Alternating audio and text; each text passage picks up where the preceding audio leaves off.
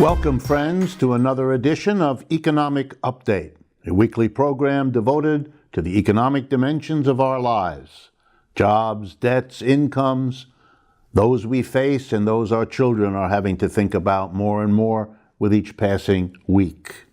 I'm your host, Richard Wolff. I've been a professor of economics all my adult life, and I hope that has prepared me well to go over the events of each week as we do on this program. So let me jump right into the economic updates for this week. I want to talk about the state of Maine.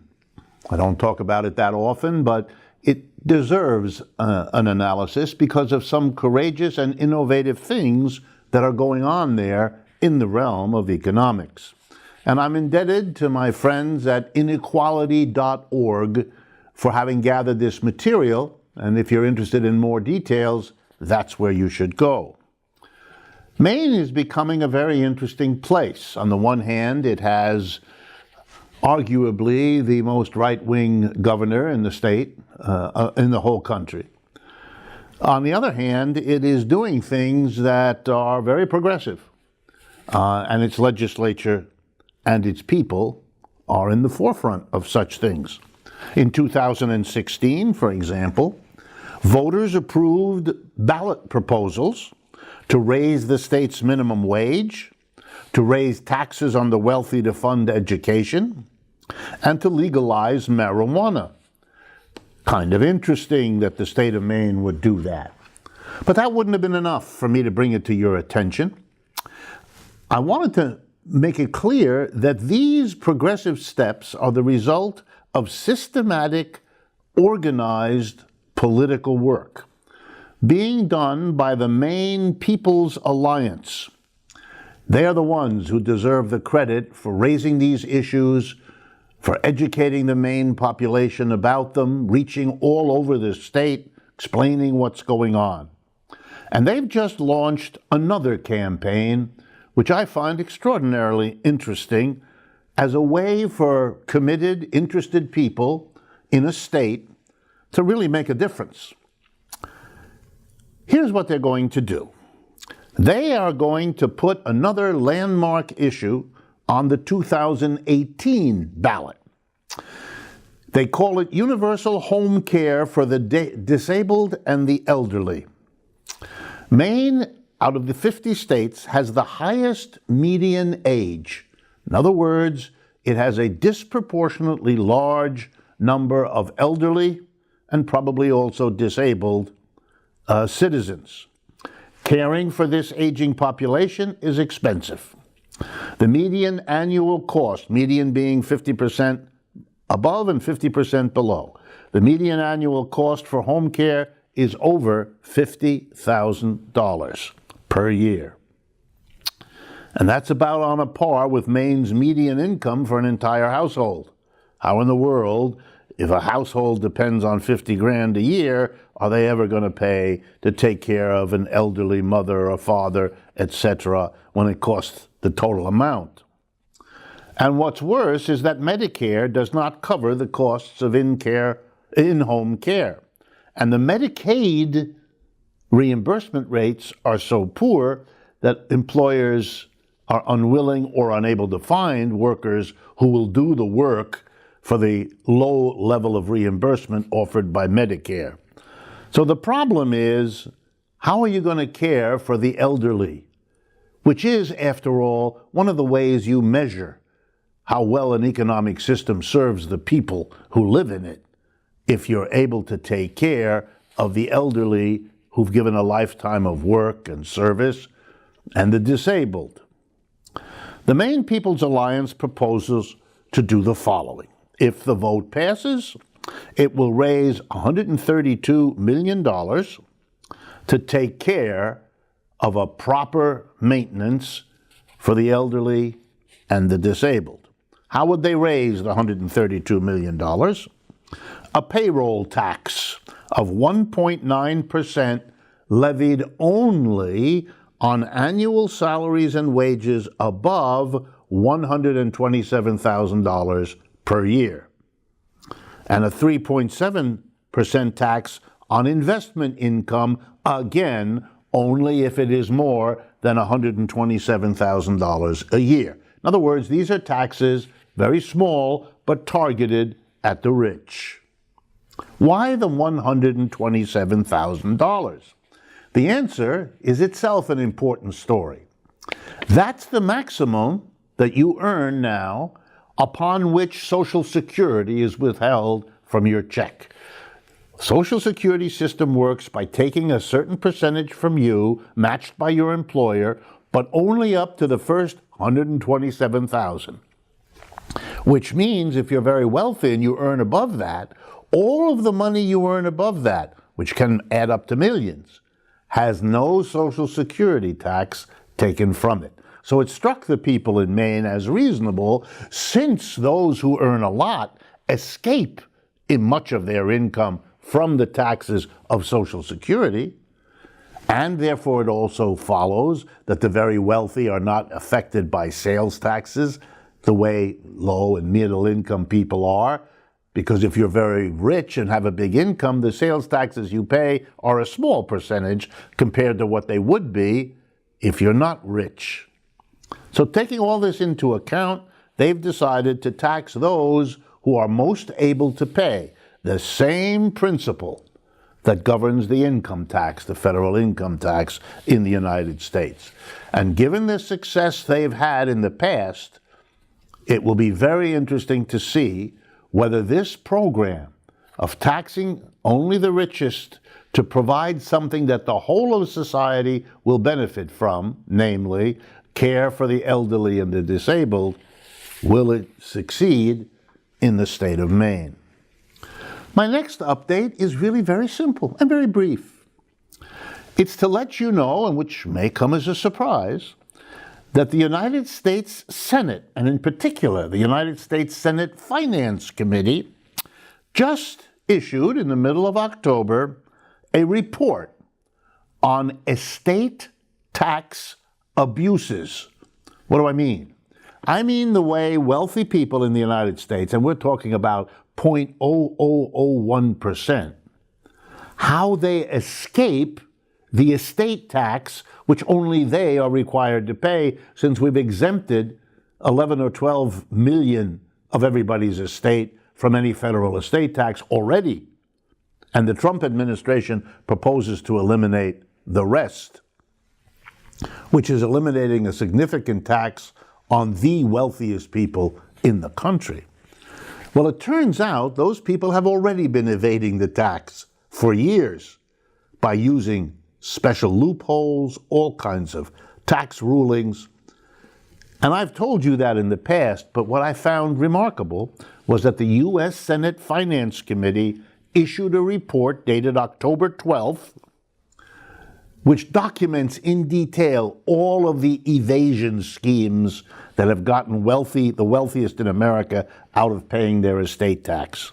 Here's the name of the document if you're interested in looking for it. And the way to find it is to go to www.finance.senate.gov.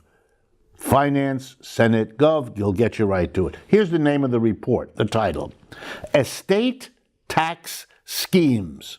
Here's the subtitle: How America's Most Fortunate Hide Their Wealth, Flout Tax Laws, and Grow the Wealth Gap. That's right, a document issued by the U.S. Senate Finance Committee showing the anger of those senators because the evasion of taxes by the richest really is very gross. I want to turn next to an update on a story we've covered before, but it continues to amaze. This has to do with Flint, Michigan. You know the problem of Flint. In the aftermath of the crash of 2008, in a city that was already the largest bankruptcy in American history, Detroit, the neighboring city of Flint, Michigan, to save money, diverted from using the Detroit River as its water source to the Flint River. That water was polluted by very old lead pipes. It was drunk by all kinds of adults and children in Flint.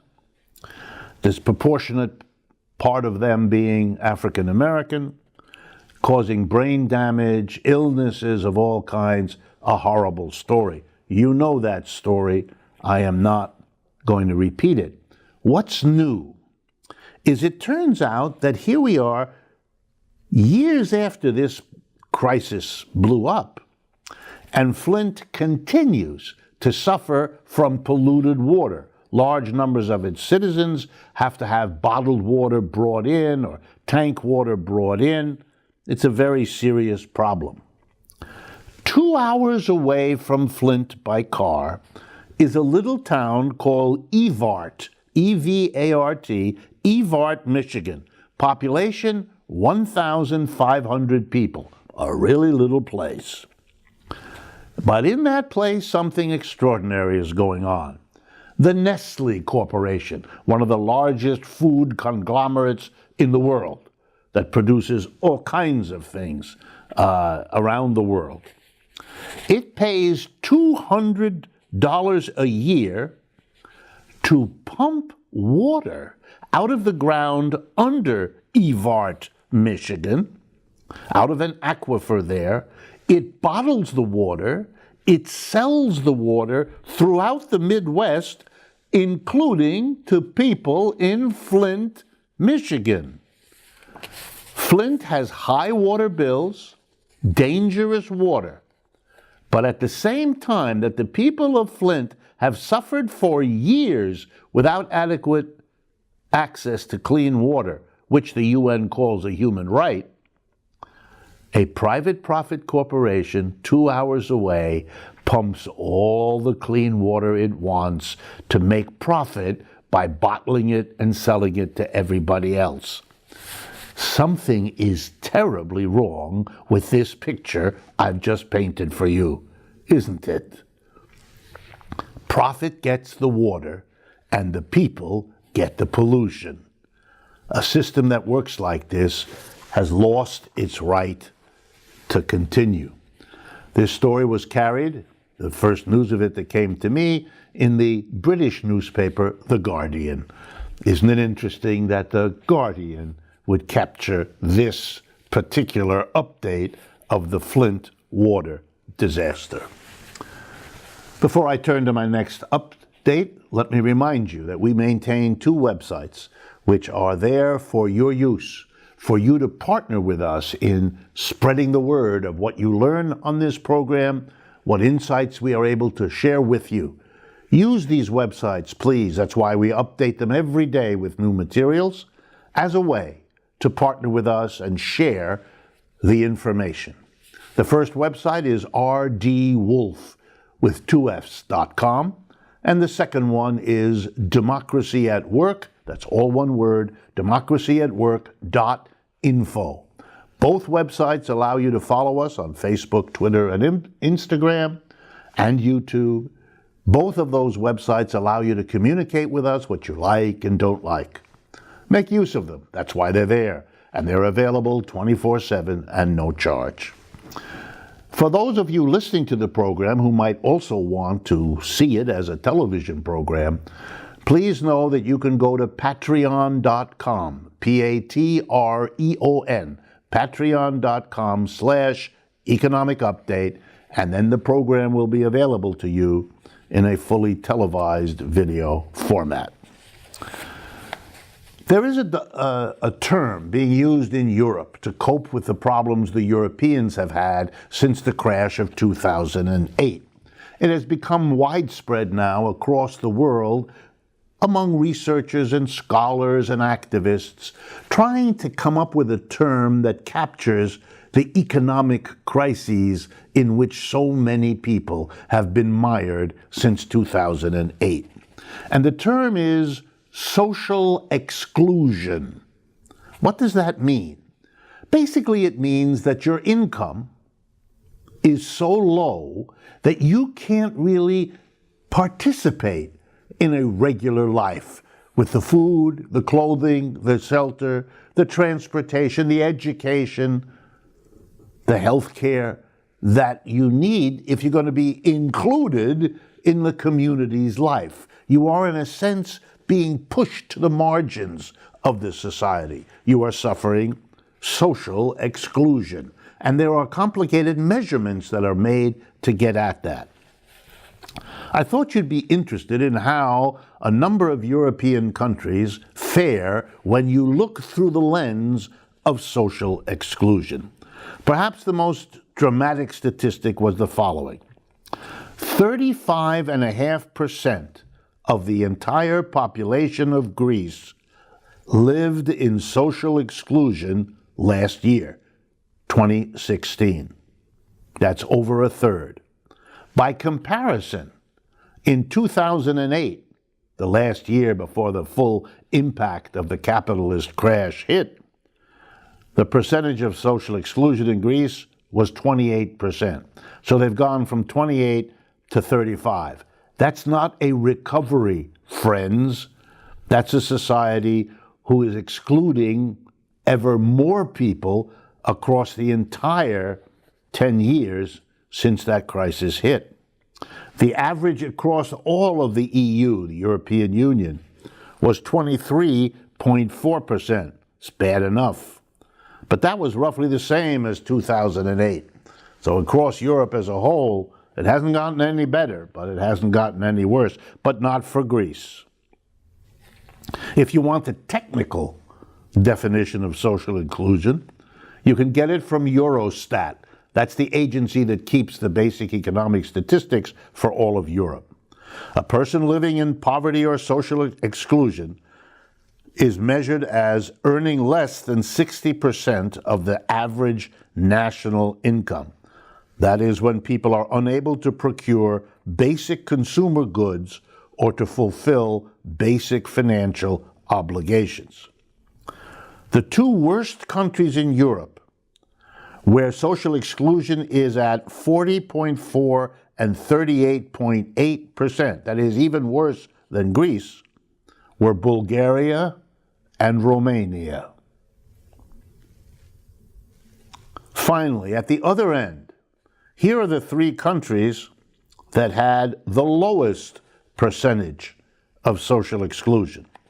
Number one in Europe, the Czech Republic. That part of the former Czechoslovakia, 13.3%, excluded the smallest percentage of its population. That might surprise you. The next two countries that didn't exclude very many, but not quite as good as the Czech Republic, were Finland and Denmark. That will be less of a surprise. It would be interesting if we had serious social exclusion data for the United States, and I'm working on that. The next economic update has to do with two health programs in the United States that are a little bit below the radar these days because of so much attention devoted to the Affordable Care Act, Obamacare, and the Trump and Republican Party's effort to overthrow all of that. While everybody was debating and looking at that, two existing health care programs in the United States were set to expire on the 30th of September 2017, and expire they did. And unless the Congress, now run by the GOP and together with Mr. Trump, unless they move to reinstate these programs, they will stop. So let me tell you about the two of them, since very little publicity was given. The first is the CHIP program, CHIP, which stands for Children's Health Insurance Program. Okay? It insures, if my data are correct, something on the order of several millions. I'm just checking here to get it to you. I don't have it in front of me, sorry. But there are several million children that have been helped. I think it was 8 or 9 million children across the United States helped by this program. By letting it run out, you are, of course, depriving these children and their families of the financial support needed to get health insurance. The other one is the federally qualified health centers. This one really struck me, and here I have the data in front of me. 9,500 locations. That's health clinics and health centers around the United States, particularly in rural areas, are qualified to get help from the federal government to serve 27 million people. These are people who live often far from hospitals or developed medical care centers, and they have been helped for years by the federal government, as was the Children's Health. Both of these programs expired on the 30th of September. In many states, there are reserves being used to keep them going. But without federal help, that will stop in a month or so at the end of this year. The Kaiser Family Foundation is very concerned, believes that this is a major blow to the health care of many Americans. And if you look at where these health care centers are located and where the children are that are helped, there's an interesting irony. A disproportionate number of these beneficiaries who are now deprived live in states that voted for Donald Trump for president. The Bloomberg News Service carried the next economic update. It points out, and of course this is hardly hot news, but then again, it's important when the Bloomberg service, which is the major provider of economic news to the business community in the United States and in many other parts of the world, when they write this, then it's kind of recognized. And here's their point. A story on the 20th of September.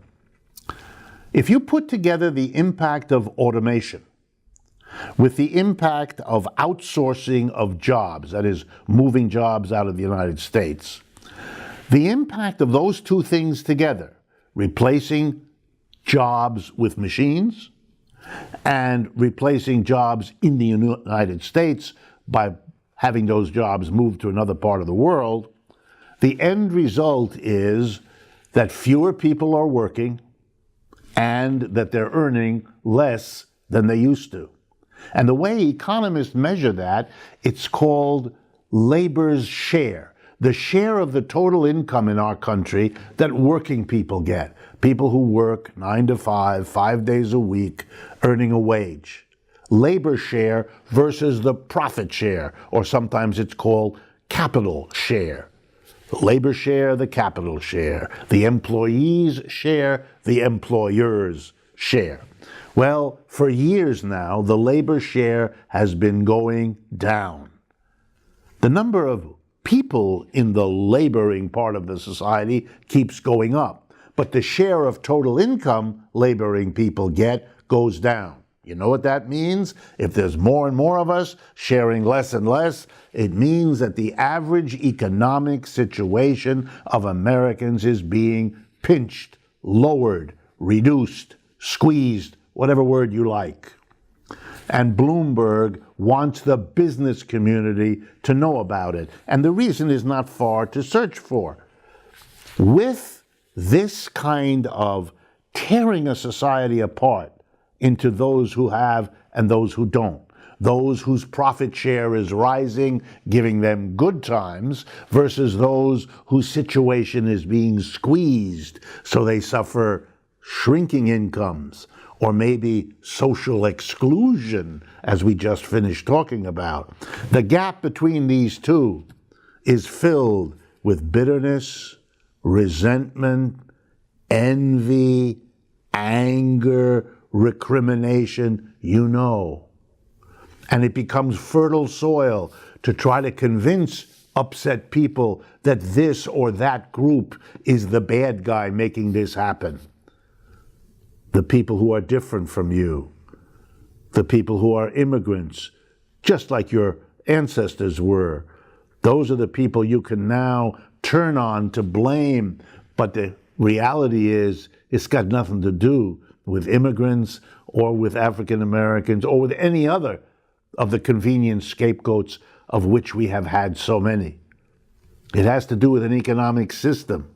And even Bloomberg understands it's the profit-driven decision to replace a worker with a machine, or the profit-driven decision to move a job out of the United States and give it to someone at a fraction of the wage in China or India or Brazil.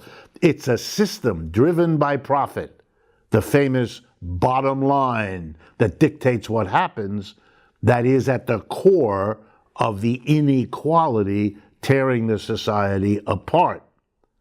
And Bloomberg lets its people know, because even Bloomberg is scared of where this division in the society is going, how far it will be allowed to go, and what the social consequences will be. And are there alternatives? Of course there are. A society that wanted to would not allow automation to happen in such a way that the worker suffers and the employer gets the benefit. Why not? Because there's no reason to do that in the first place, and secondly, the inequality that follows is a good reason not to do it. And to remind you, as we have done on this program, how could you manage this? The answer is so easy, it's a little awkward to have to repeat it. When a machine can make half the number of workers produce the same output compared to what before took all of the workers, we know what happens. The capitalist who buys the more efficient machine fires half the workers, because the remaining half, with the new machine, can produce as much as all of them produced before. Everything else is the same. But our employer has a wonderful situation. He has half the wage bill he used to have. The money that he used to give to half the workers, the ones he fired, he can now keep for himself. And that shows up as much higher profits. What's the alternative? Simple. You don't fire half the workers. You put all the workers on half-time. Gets you exactly the same result. The capitalist can continue paying them all, earning whatever profit he earned before. The technical change means that everybody who works there has half-time labor for the same wage. It's more leisure for every worker. If the benefit were more leisure for every worker, the majority would get the benefit. We have a system that fires half the workers and keeps it all in profit for the top. That's why we have a splitting society, and if we don't deal with that situation, it will continue. We've come to the end of the first half of Economic Update. After a short interlude, we will be right back. Stay with us. I think you'll find the material on the second half interesting.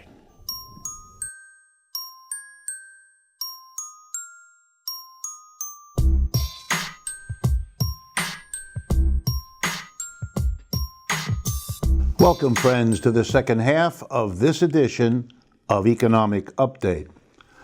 In this second half, we're going to devote ourselves to two important topics that need the kind of analysis you have asked me to provide and that are generally important to the future of this country and indeed of many parts of the world. The first topic is migration, the movement of people across national boundaries, usually in response to either serious factors that are pushing or serious factors that are pulling them, or both.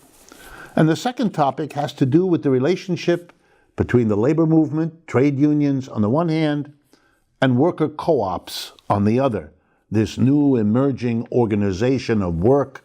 What do these two working class movements have to do with each other? So let's start with migration. People moving, often over long distances. This has happened throughout human history. There's nothing new or exceptional about it. Let me just give you a few examples. Every city in the history of the world was formed by people migrating off the countryside and coming together and deciding to live in a very small space so that we could distinguish urban from rural. The city is the product of migration. 80% of Americans today live in cities, and that's because over time, their ancestors, their parents moved from a countryside, from a rural area to the city. If you admire the city, which 80% of Americans seem to do, if you want to live there, you want to live in the product of migration. Number two, more than most countries in the world, the United States is itself the product of migration. Because the original Europeans who came to the Western Hemisphere, who came to what we now call the United States, were genocidal in relationship to the native people here, they quickly discovered that if you either destroy or marginalize or restrict to reservations a native population, you can't develop a modern economy because you may have good climate, you may have good rivers, you may have wonderful oceans, you may have lovely harbors, but you don't have workers. And without workers, no economy works. That was quickly figured out by the Europeans who came here. They may have gotten rid of the Native Americans, but now they had a labor problem. And we have had a labor problem in this country ever since. And the way we've solved the labor problem, the way we brought working men and women to the United States was by successive waves of immigration. Some of it was quote unquote voluntary. That is, the individual made a choice. A good part of it, the African American part, was not voluntary, was violently forced on people from the African continent who came here as slaves. But either way, we're talking about migrations, and those created the American success story from the 1800s to about 1970. So this country is the product of migration, as many have shown. Why do people migrate? The answer is partly push, partly pull. That is, something about the situation they're in makes them want to leave, and something about the place they went to made them choose to go there. In the United States, the stories that went back to Europe from the earliest ones who came was that you could make a living here, and that the living you could make here was better than what you could anticipate back in Europe that you came from. Obviously, there didn't have to be that kind of situation with African people because they were not making a personal choice. It was imposed on them. But that's always been the story of migration. If you look at the European migrations today, the people coming from the Middle East and Africa moving into Europe, they're coming in part because the conditions where they lived in the Middle East and Africa were becoming intolerable. And when they decided to leave, they looked around to where their best chance would be as to where they would go. So they left troubled areas and went to where they thought they could get a job, get a home, raise a family, you know, the classic human desires. And migration has been a way to accommodate people who are in distress, who are in difficulty, economic, political, cultural, military, you name it. So what's the problem if the history of the world is bound up with migration? Why does migration become a big, contentious issue, the way it is in Europe for so many countries right now, the way it is in the United States for so many citizens in so many states, particularly those bordering Mexico? Why is it such a big issue for this president, and so on? And here you have to do really the economics more than anything else. Immigrants go where they think they can get a job. It's the number one consideration in deciding where to go once you've made the decision that you're going to leave the country where you were born, where you grew up, where your family resides, where your community supports you. you make that momentous decision, very difficult, to leave all of that and go to a place you don't know. You may not know the language. You may not know the customs. This is a very risky proposition. You have to be desperate, usually. How is it decided? Well, it's a question, are there going to be jobs? And here's where things get dicey. The economies to which migrants go are the economies that offer them work.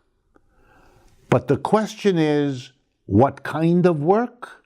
And the second question is, how much is paid for the work that migrants are welcomed to take? And whether you look at Scandinavia or Western Europe or Eastern Europe or parts of Asia or the United States or Canada, it really doesn't matter because the story is always the same. The employer class in all those places sees in migrants an opportunity.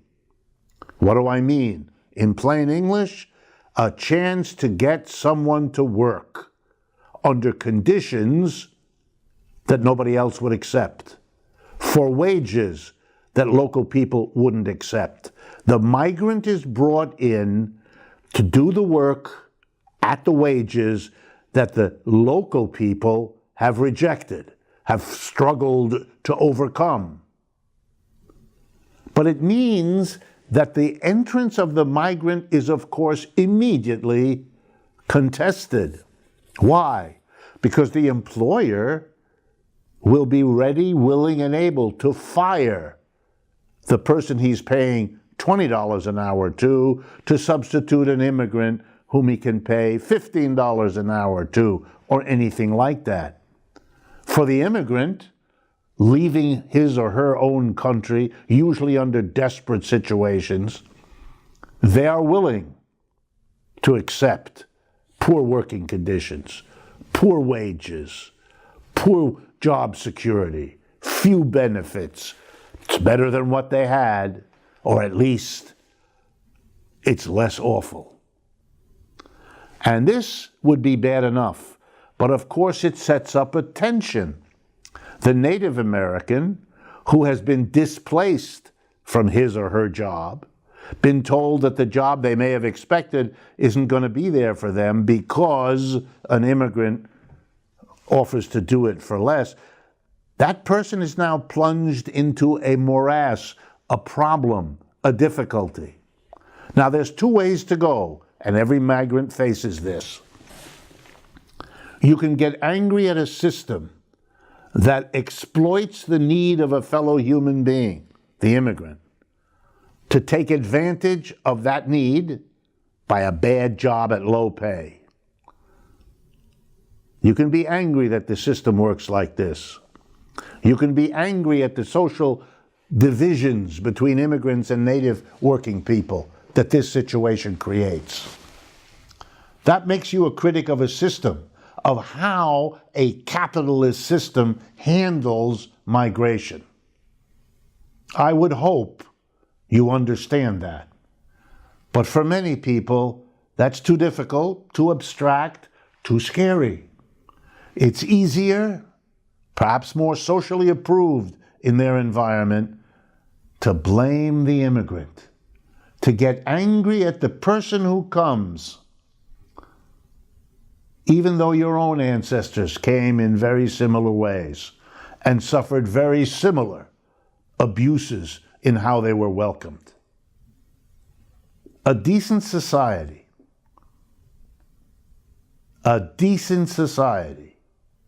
would welcome immigrants, decide how many you can absorb, and decide that by making sure that no native worker is displaced, no drop in wages is imposed on the immigrant.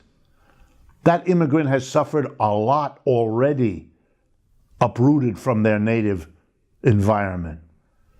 Don't hammer home their suffering by a bad job at low wages, where their neighbors that they're moving in amongst will hate them for having lost their jobs. Don't do that.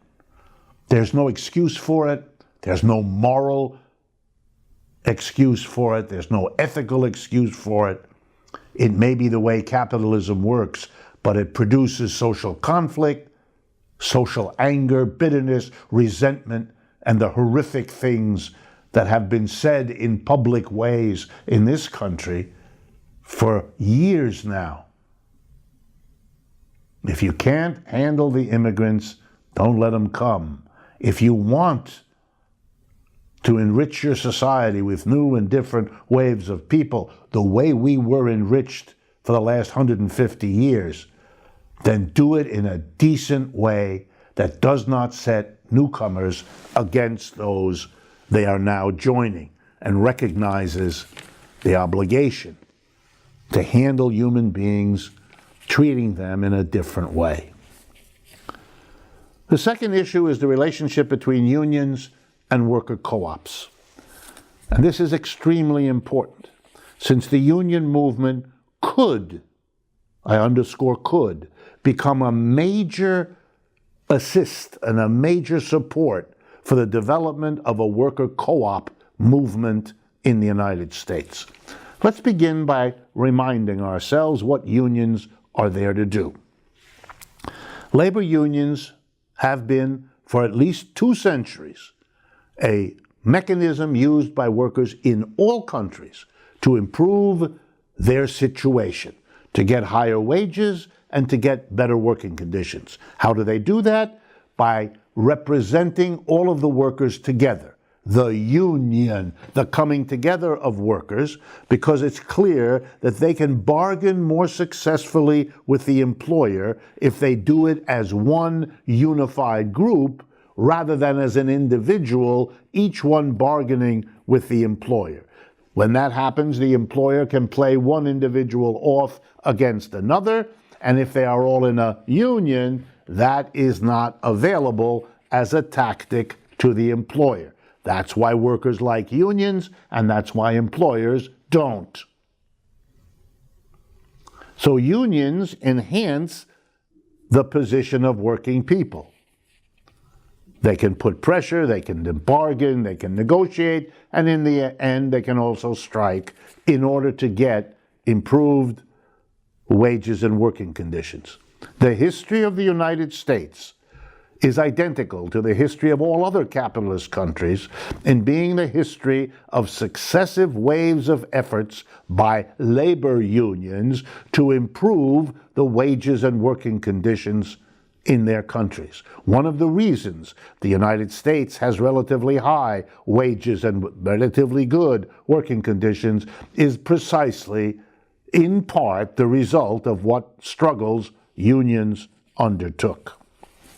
A worker co-op is something completely different. A worker co-op is not about bargaining with the employer. And the reason is very obvious. In a worker co-op, the workers are also the employers. It's not a different group of people. The workers are not going to bargain with themselves. The whole point of a worker co-op is to go one better than the unions. In other words, where the union bargains to get a benefit from the employer, the union has to contend with this unalterable fact. Even if you get an improvement by bargaining with an employer, that employer has a vested interest in undoing that improvement as soon as he can. His profits are greater the more flexibility he has about when you work and how you work and with what machines you work. He makes more profit if he can save on his wage bill. That's what they learn in business school. That's what it's all about. So the union has a double problem. It not only has to struggle to gain good working conditions, good wages, but its struggle isn't over when it's gained them. It never can stop because the employer has a continuing incentive to undo what he once was forced to give. In the 1930s and 40s, American unions won absolutely stunning advances for working people. Social Security, a minimum wage, unemployment compensation, public jobs when private jobs were insufficient. But after the war, over the last 40, 50 years, many of the gains unions won have been eroded or taken away altogether. A perfect illustration that unions have this double problem. They have to get the improvement, and then they have to safeguard the improvement. Here again, the worker co-op is quite different. You're not going to have to worry about keeping the improvements you get because there is no employer organized against you. There is no employer ready and willing and able to take it away because you are the employer.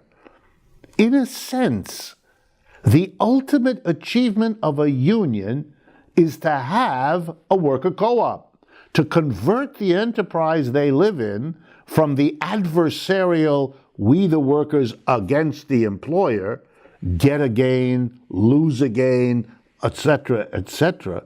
Instead of that, the workers become their own employers and thereby secure the wages and working conditions they fought so hard to get. So the natural alliance would be between the labor unions, who get the best possible deal within the capitalist system, and a worker co-op, which is the next step for a union. The better way to guarantee what a union can achieve. They could be allies. They should be allies. It is the logical next point. Co-ops should welcome unions. Why? Because they are, in a sense, the struggling institutions that will convince and persuade and educate workers as to why a worker co-op is a better way to work than in a conventional capitalist adversarial system. The union, in a sense, is a training ground, an experience school, if you like, in which workers learn why exactly a worker co-op would be a better way to be engaged and employed. And speaking of an alliance or a coalition between unions and worker co-ops, let's do a little history to drive the point home. A century ago, there was an alliance between worker co-ops and unions. They often did things together and supported one another, so there's plenty of precedent. But I want to talk about the history of the 1930s. The 1930s were the best period for American labor unions. They grew in a way they never have before or since. Millions of people joined unions who had never been in a union before, whose parents had never been in a union before. And how did that happen? Well, they had an ally, the unions did. The allies were socialist and communist parties that were strong in the 1930s and into the 40s in the United States. And those political parties went around the country with their political candidates, with their literature, with their newspapers, arguing why a union was a good place for a working person to get some benefits, to get some job security, to take care of his or her family. And that alliance, unions on the one hand, they were called the CIO in those days, and socialists and communists on the other, produced a dynamite labor movement, the most successful in the history of the United States. Today, there could be a parallel alliance, this time between the unions and the movement for worker co-ops. Once again, such an alliance could have powerful effects. Suppose the unions had an ally in the worker co-op movement that went around the country saying, we are the movement that wants to create a democratic workplace, that wants to transform workplaces from top-down, hierarchical, undemocratic institutions, which is what they are in a capitalist system, to democratically run and operated worker co-ops. And one way we know we can build a worker co-op sector of this economy is if more people are in labor unions and are experiencing all the struggles necessary to get good wages and working conditions in and from a union and from the employer who confronts that union. Those workers will learn practically, daily, why having a worker co-op enterprise would be the better way for them to go. In other words, we want to build the unions because by doing so, we build the constituents for a worker co-op transformation of the economy. There's a solid, logical, grounded alliance, one that can help the unions reverse their 50-year decline, help the unions to recapture the larger social mission that was so obvious in the 1930s and worked so well to bring people moved by that mission to see joining the union as a step in the direction. What about now? Telling people attracted by the images and the possibilities of worker co-ops that unions are a training ground, an experiential school to teach working people how and why a worker co-op is the logical end of the whole process. Let's learn from the history of a successful alliance between labor and other social groups in the 1930s to do a comparable, a parallel alliance between a social movement, that for worker co-ops, and a union movement that desperately needs more allies than it now has, because it has suffered from that absence of allies for a long time. True, a union changes its function once a worker co-op is established. Will workers need a union if in the end they're discussing with a board of directors comprised of themselves? Will you need a union to negotiate with yourself? I don't know. I think it will be up for the workers to decide in worker co-ops what kinds of organizations within the co-op would make sense, would help it run better. They may well decide that unions have a place. There'll be a different place, it'll be a different institution because it's working inside a different system. But no one need to fear any of that because the whole reality of union struggles really has always been not only to get good wages and working conditions, but to keep them. What kind of an achievement is it if you get it in year one, lose it in year two, and have to spend all of year three rerunning the same struggle that you did in year one to get the gains? And that has been the history of the labor movement everywhere. Very hard to hold on. And there's a reason for that. The employer has every reason to undo what you got. Final illustration. The Europeans, the Western Europeans especially, their trade unions kept their alliances going with the socialist and communist parties in their countries. And I'm speaking here of France and Germany and so on, Italy. And so they have been able to hold on better than we did here in the United States to the social welfare, to the benefits and job conditions they got. They have a national health service. They have 5-6 week paid vacations. They have subsidized education. But they are in the process of discovering that that's no guarantee. Mrs. Merkel in Germany, Mr. Macron in France, and the governments elsewhere in Europe are trying very hard, you guessed it, to take away the very achievements because the business interests want them to, because the capitalists push them to. And that's where the money for most of the political parties comes from. And so workers are discovering again that within capitalism, nothing is secure in the way of wages and working conditions.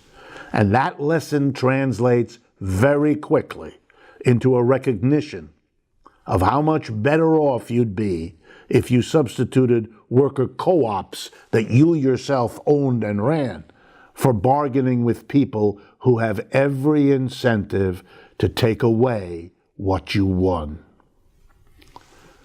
We've come to the end of the second half of Economic Update for today. I want to remind you that the goal of everything we do is to partner with you in getting these analyses, these understandings out to a larger population. We now work on the radio and the television. We need you, where you live, where you work, where you play, to share these insights. We've had that partnership with truthout.org, that remarkable independent source of news and analysis, for years. It works well with them. It works well with you. Partner with us as we move forward to ever larger audiences and ever larger social impact. I look forward to speaking with you again next week.